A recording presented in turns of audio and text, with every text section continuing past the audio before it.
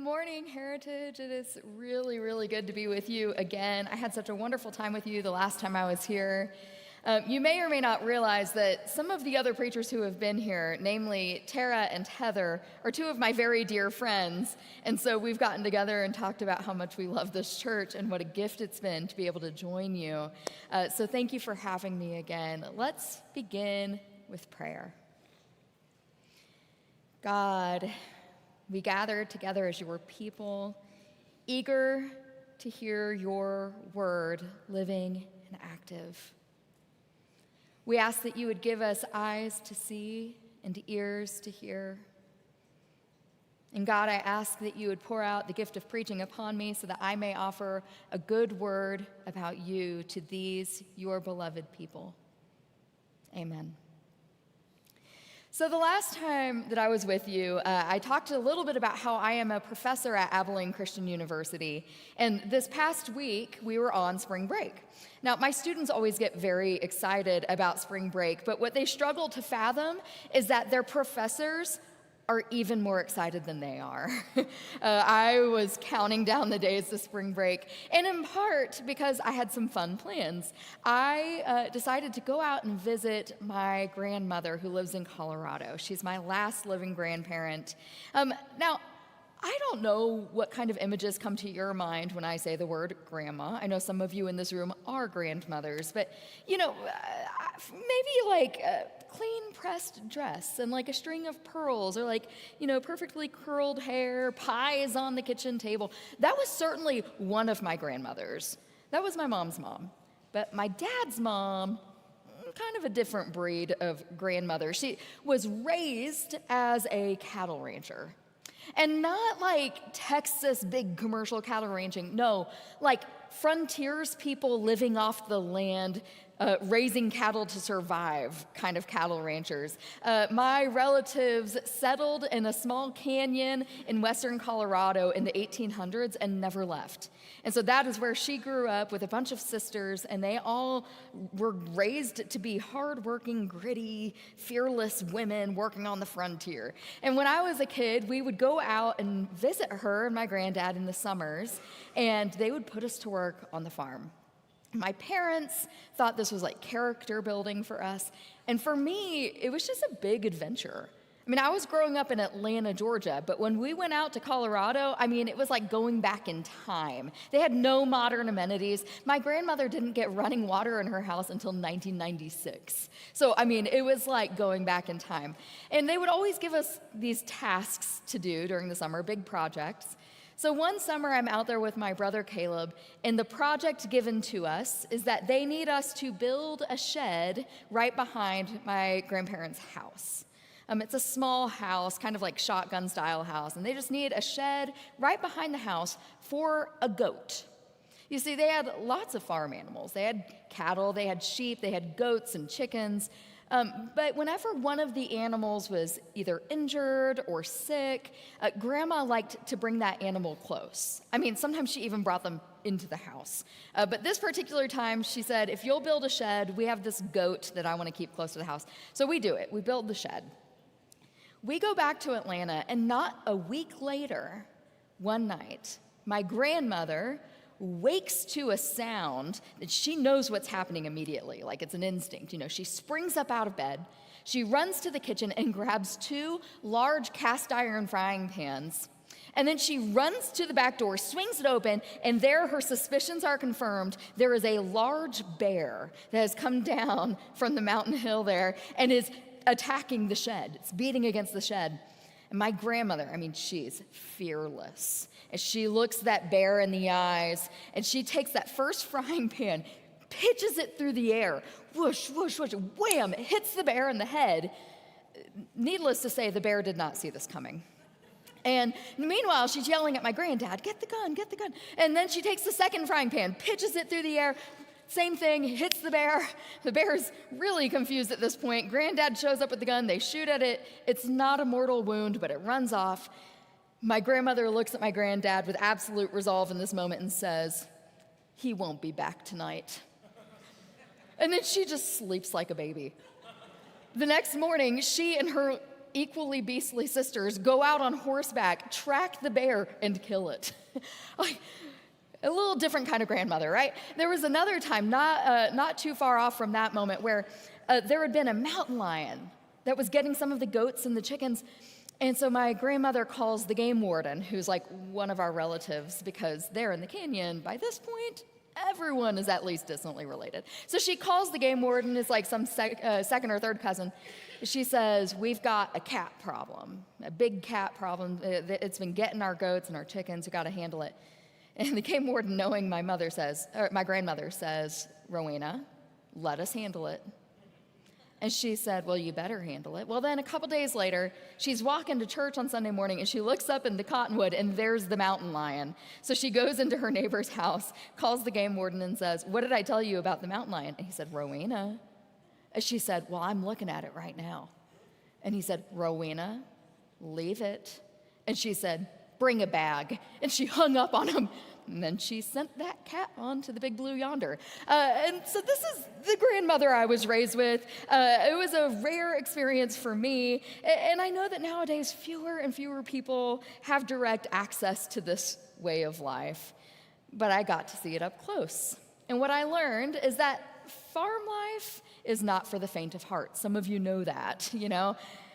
And further, I learned that there is absolutely nothing that a good farmer won't do to protect their animals, to protect their flock. Our text for today comes from John chapter 10, verses 1 through 18. And it's this pretty well-known text in which Jesus refers to himself as the Good Shepherd. And even though not everyone in Jesus' day had, direct experience with the care and keeping of sheep, and even though today many of us don't have those direct experiences, Jesus, as the Good Shepherd, seems to be one of the most cherished images that we have of Christ. In fact, the oldest known painting that archaeologists have discovered, oldest known painting of Jesus, dates back to 235 CE, and it was found in an ancient church in Syria above the baptistry. And yes, you guessed it, it's the image of Jesus as the Good Shepherd with a sheep draped over his shoulders. There's something about this image tugs at us. And I suspect that it's because deep down we all know that what it's like to need a shepherd, a protector, a guide, someone who will lead us to greener pastures, someone who can soothe us beside quiet waters. I suspect that some of us in this room have known what it's like to feel like we've been pushed out of the fold.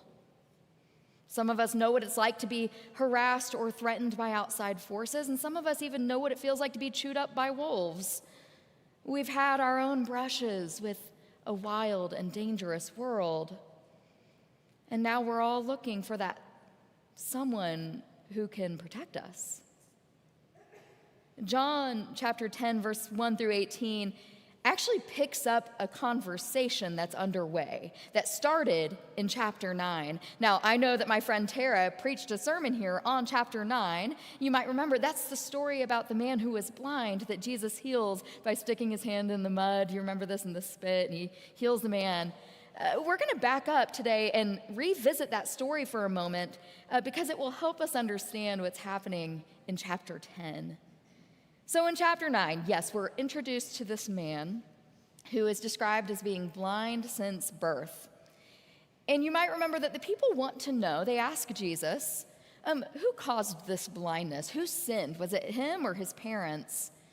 And Jesus is quick to shut that conversation down. Jesus says, no, nobody's sin caused the blindness. And then, in perfect Jesus fashion, he heals the man. But you might remember he heals the man on the Sabbath, which creates quite a stir. The Pharisees, they're flustered, as they often are, and they decide to start running around behind Jesus' back, and they're trying to get the full story. They kind of want to put him on trial without him there, right, so that he can't defend himself. And so they go to the healed man, and they receive his report, but you might remember they don't believe him, right? And so then they go to the man's parents. And the parents say, yes, that's our son. And yes, he really was blind since birth. And yes, he really can see now, but we don't really know the details of what happened. And the text says that they evaded the questions because they were afraid. They were afraid. They were afraid that the Pharisees would kick them out of the synagogue. Now, being kicked out of synagogue, it's not exactly like being kicked out of church, because the synagogue is not only a house of worship, it is kind of like an all-inclusive community center. It's where festivals take place, and public lectures, and community meetings, and town halls, informal gatherings. All of these things take place here. It's kind of the hub of the Jewish community. So to be kicked out of the synagogue, it's kind of like being kicked out of your community entirely. So the parents are afraid of this, right? And so then the Pharisees circle back to the healed man, and they ask him point blank for his testimony, and he affirms the story again. Yes, Jesus healed me. Further, Jesus is sent by God, and this the Pharisees cannot abide by, right? So they contradict Jesus' earlier statement, and they say, no, you were born entirely in sins. Who are you to teach us? And then sure enough, they oust him. They kick him out. You see, the Pharisees think of themselves as gatekeepers. They are going to pressure everyone around them to live up to their standards and their rules.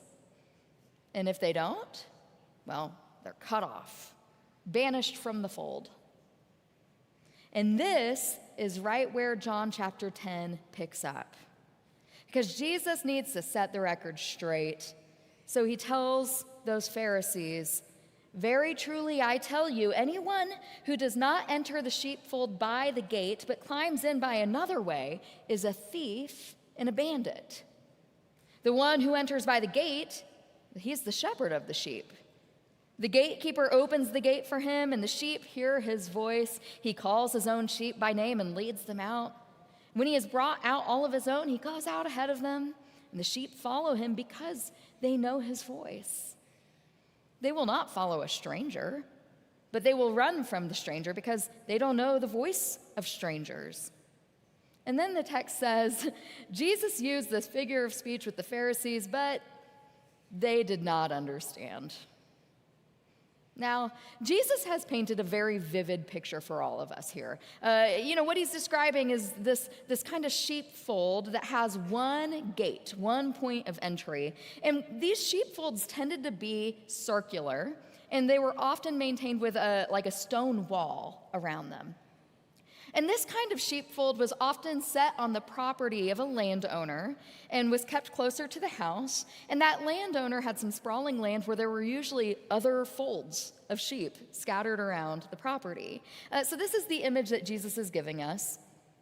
And then, I don't know how much you've been around sheep, but while they might be pretty cute, they're also honestly kind of gross. I mean, they're smelly. They're dirty. They have mud caked into their matted wool, sometimes crusted all over their faces. They are extremely vulnerable. Sheep are not the smartest creatures in God's menagerie. They're easily lost without a secure fold.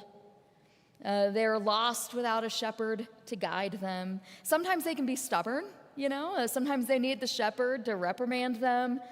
And they certainly can't protect themselves. They're kind of thick. They tend to be a little clumsy. They're not terribly fast. Their teeth are made for chewing grass, not fending off predators. They have no claws, no agility. So when the thief or the bandit sneaks in, well, the sheep are actually in pretty big trouble. That is, unless the shepherd is there to protect them.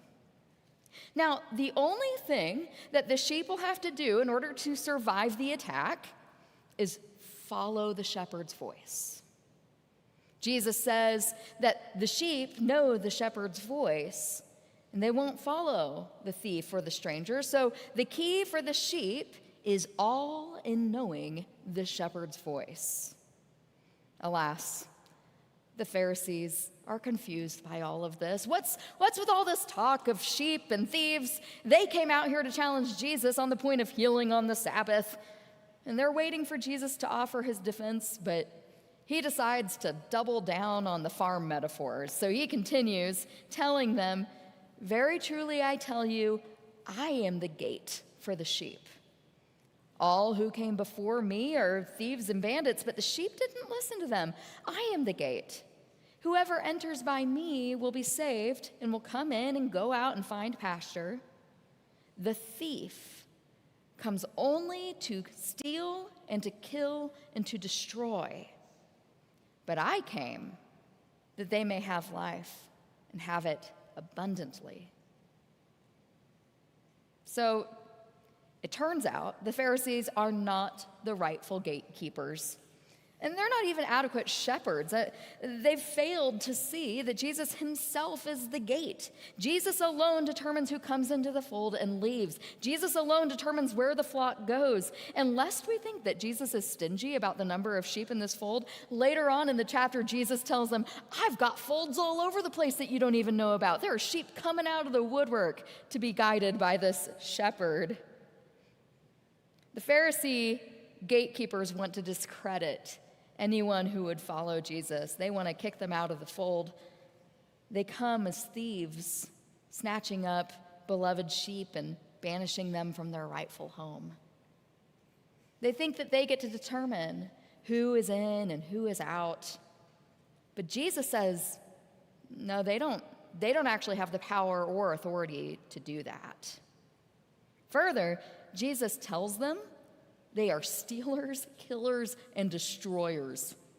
That's strong language.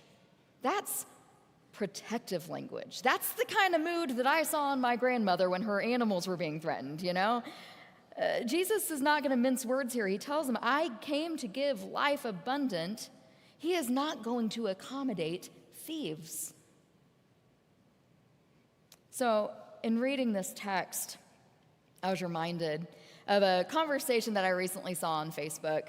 A woman put this question out to the internet world. She said, I need some wisdom on a situation that's unfolding at my church right now. We have this teenage girl who found herself in an unfortunate situation, and now she's pregnant. She's afraid, and like her parents are flustered and embarrassed, and people are gossiping. What do I do? Well, predictably, Facebook, you just never know who's going to turn up, right? And predictably, there were those who said things like, well, you've got to make an example of them. Tell them they can't return to church until the baby's been born or until everybody has confessed and repented. And then another person said, well, I know it's sad, but she'll be a bad influence on the youth group. One rotten apple spoils the whole barrel, And then another person piped in and said, her parents should be ashamed of themselves. How did they let this happen? They have no one to blame but themselves. And reading all these comments, I could nearly hear the people from John chapter 9 wondering who sinned, this child or their parents. And I could hear the echoes of the Pharisees throwing out accusations of sinfulness while gatekeeping the community.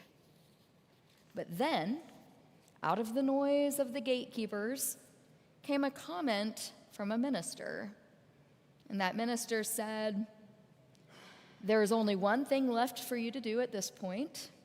You throw that girl the biggest baby shower this church has ever seen. You put everyone to work. Everyone's invited. Give everyone a job so that nobody can get caught up in gossip. Make everyone busy at the party. Involve everybody. And you make sure that that girl and her family know that there is no better place to be when you feel vulnerable and afraid than right here in the fold of Jesus.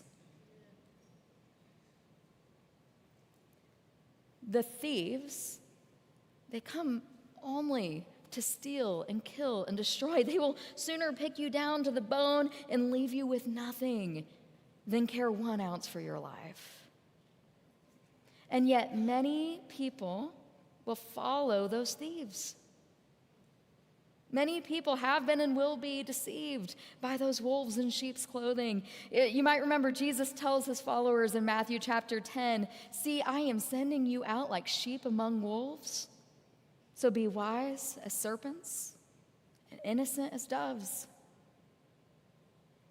I think this is one of the greatest challenges of our humanity, is that, we're pretty vulnerable, like sheep.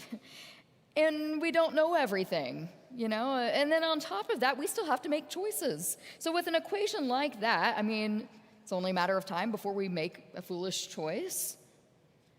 And I find that most of our foolish choices, I think, come from a place of wanting to feel more secure in a world that feels unsettled and dangerous. The thief comes crawling into the fold and lures us with promises of economic stability or a job promotion or more friends or an easier life, a sense of belonging to an elite group, or a feeling of righteousness only bestowed by the religious gatekeepers, or maybe just that sense that you are well-liked or accepted by the people who seem the most powerful. And all of those promises are enough to distort the voice of the shepherd in our ears.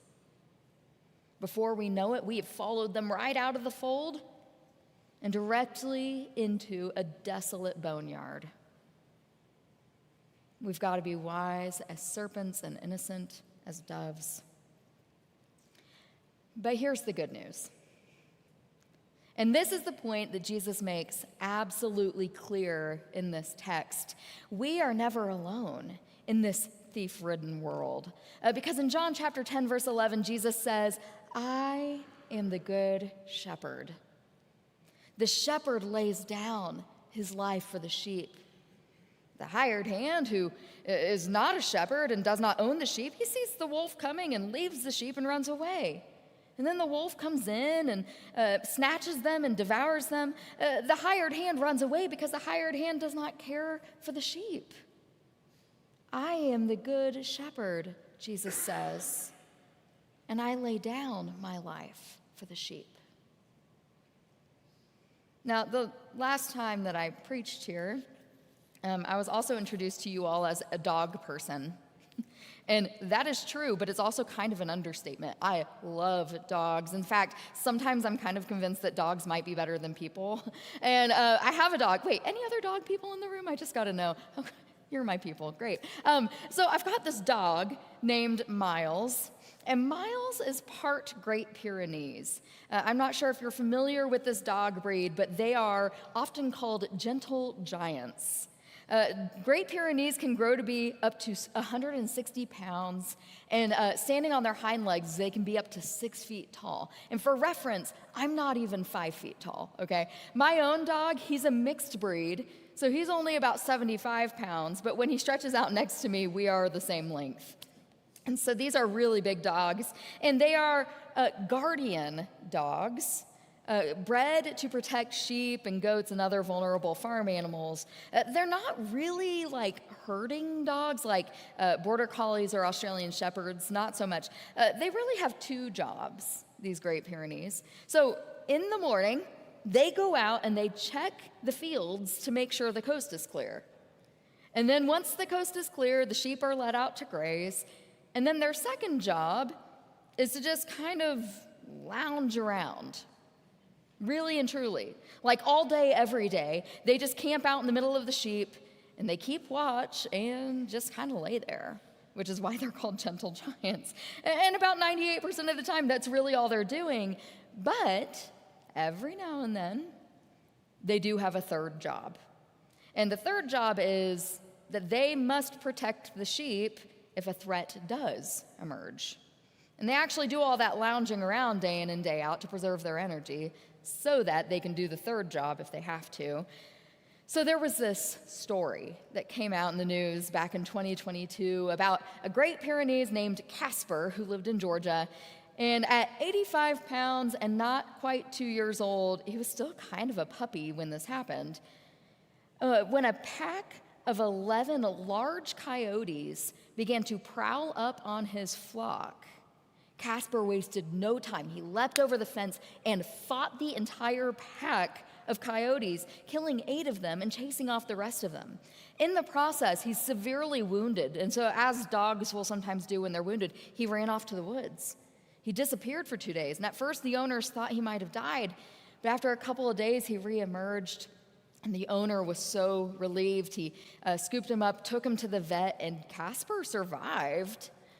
And it's a remarkable story, but here's one of my favorite details of the story is that the farmer, he actually used to be a pastor. He was a pastor turned farmer.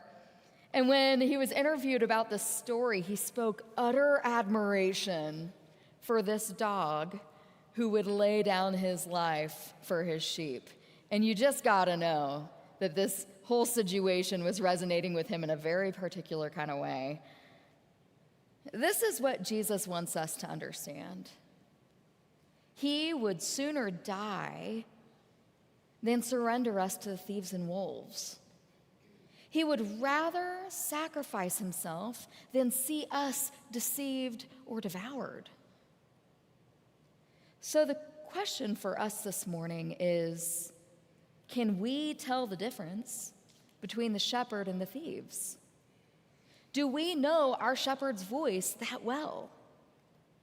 Because he is the one who's gathering those who have been pushed out and bringing them back into the fold. He is the one whose fold is even bigger than we can imagine. He's the one giving life abundant. And though he makes no promise of wealth or influence or power, he does promise this. He willfully lays himself down for us. He faces death for us. He suffers for us. And maybe that's the chief difference between the shepherd and the thief. The thief won't suffer for you. The thief isn't willing to lay himself down for you. The thief only comes to use you, abuse you, manipulate you, and confuse you. But the good shepherd comes only to give you life. And there is not a better place for us sheep to be than in the care of that good shepherd. So, church, may we come to know his voice so deeply in our bones that when he calls us, we will follow him and only him. Amen.